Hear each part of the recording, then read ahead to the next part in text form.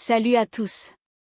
Aujourd'hui, on parle de domination algérienne en CAF, d'un partenariat stratégique avec l'UE, et d'une offensive espagnole sur les ferries algériens. Vous êtes prêts? Ça commence maintenant. Sujet numéro 1 CAF, l'Algérie prend les commandes. L'Algérie a pris les commandes de la CAF suite à cette 6e et dernière journée de la Ligue des Champions version 2024/2025. La 6e et dernière journée de la phase de groupe de la Ligue des Champions de la CAF a été marquée par la performance éclatante des joueurs représentant l'Algérie, qui ont largement dominé l'équipe type établie par le site spécialisé SofaScore. Pas moins de 4 joueurs algériens figurent dans cette sélection prestigieuse, témoignant de leur influence sur les performances de leurs clubs respectifs. 3 joueurs du CR Belouizdad, à savoir Islam Belkir, Abdelrahman Meziane et Mohamed Azi, ont été inclus dans cette équipe type.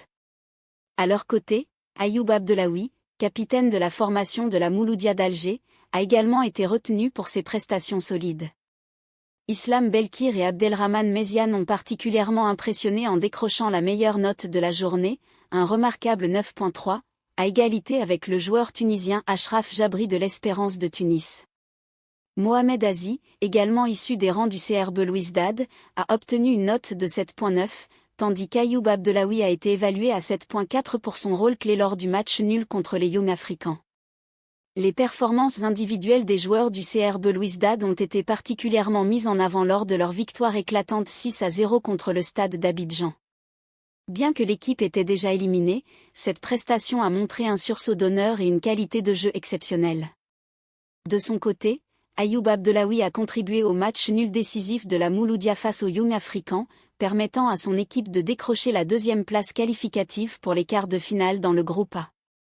Cette reconnaissance continentale souligne le talent et l'implication des joueurs algériens dans les compétitions africaines, confirmant leur rôle essentiel dans leurs équipes respectives. Sujet numéro 2. Le Premier ministre reçoit l'ambassadeur de l'UE en Algérie. Le Premier ministre, Nadir Larbaoui, a reçu, hier au palais du gouvernement, l'ambassadeur de l'Union européenne, UE, en Algérie, M. Diego Melado Pascua, indique un communiqué des services du Premier ministre.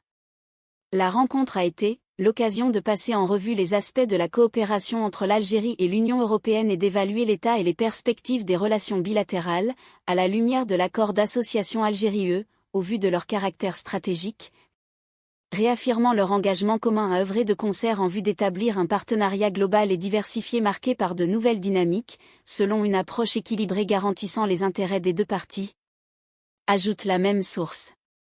Les deux parties se sont félicitées de la réunion prévue du comité technique bilatéral de concertation sur les relations commerciales entre les deux parties, insistant sur l'importance de la tenue du Conseil d'association Algérie-UE, qui sera l'occasion pour les deux partenaires d'évaluer la coopération bilatérale, dans un esprit d'amitié et d'entente mutuelle, et d'examiner les opportunités de son renforcement et de son développement, en tenant compte du développement que connaît l'Algérie, conclut le communiqué. Sujet numéro 3. Baléaria à l'offensive sur les lignes de ferry entre l'Espagne et l'Algérie. Alors que Marseille et Sète se disputent les lignes avec l'Algérie, l'Espagne continue de planter ses banderilles sur le marché du Maghreb. La compagnie Balearia a lancé lundi 20 janvier son nouveau service hebdomadaire entre Barcelone et Alger, sa 4e ligne ouverte sur l'Algérie depuis 2016. Les ports espagnols qui dominent déjà très largement sur les trafics de ferry avec le Maroc sont-ils en train de récidiver sur l'Algérie? L'offre de service qui jusqu'ici fait la part belle aux liaisons avec la France, et Marseille en premier lieu, ne cesse de s'étoffer avec l'Espagne. Sur cette destination algérienne qualifiée de stratégique par son directeur général Georges Bassoul, la compagnie ibérique Balearia a inauguré le 20 janvier une nouvelle liaison hebdomadaire entre Barcelone et Alger. Ce service est assuré par le Regina Baltica, ferry de la Baltique de 145 mètres de long racheté en 2015 par Balearia. C'est avec ce même navire que la compagnie s'est lancée en 2016 sur le marché algérien.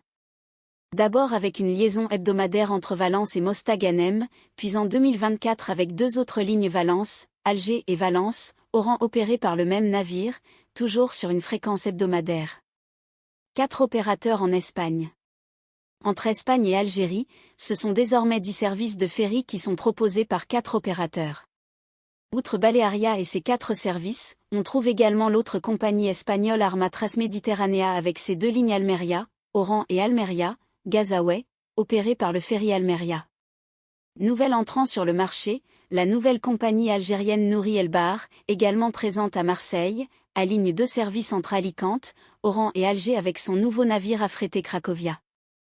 L'opérateur algérien historique Antvalgérie Ferry, malmené l'été dernier par les défaillances de ses navires, touche aussi Alicante avec 2 services plus ou moins réguliers sur Alger et Oran. La liste n'est peut-être pas encore définitive puisque l'ancien Moby Corse récemment vendu et renommé Santa Cruz pourrait lui aussi prendre du service sur l'Algérie, sans que les lignes visées ne soient encore définies. Merci à tous d'avoir regardé cette vidéo. Votre soutien compte énormément, n'hésitez pas à liker, commenter et vous abonner pour ne rien rater.